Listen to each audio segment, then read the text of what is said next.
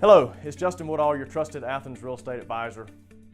Today I want to talk to you about the differences between investing in real estate and investing in the stock market and which one is better.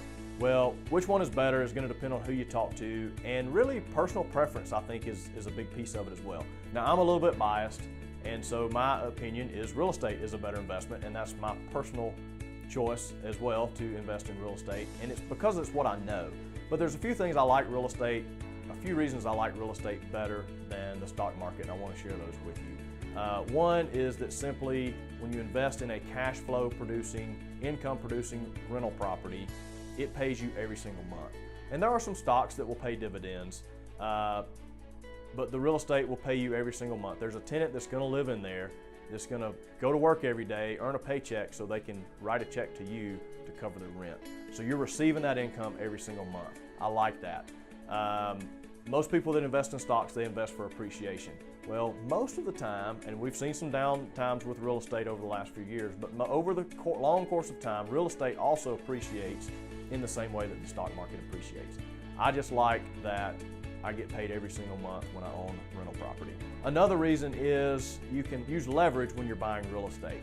And what I mean by that is most banks, if you're buying a cash flowing rental property, investment property that you're going to rent, most banks will allow you to borrow 80% of that purchase. So you put down 20%. As that home appreciates, the whole home is appreciating, not just your down payment. So let me give you an example of what I mean by that. For easy numbers, say you buy a house for $100,000. You put $20,000 down as your down payment and you finance $80,000. So the tenant's making your payment, you're making a payment to the bank, and what you're left with is what's called cash flow. So you're receiving a little money each month.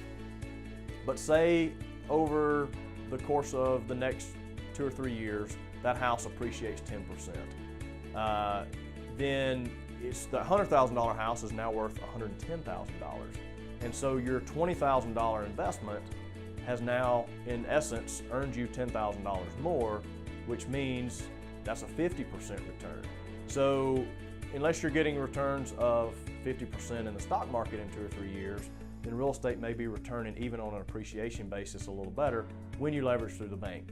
Now, some people are adverse to debt and don't want to take that risk. They would rather pay cash for the asset, and that's okay too. So when you pay cash for that rental house, you still receive the whole rent check at that point, so your dividend is higher than it would be if you leverage the bank, and you still have 10% appreciation if it goes up from 100,000 to 110. So personally, I like real estate. Everybody's different. Everyone's situation is different. Everyone's preferences are different. But if you've thought about investing in real estate, my team and I have rental property. I've invested in rental property. We have a brokerage that does property management. We're familiar with it. We know what to expect with regards to rents.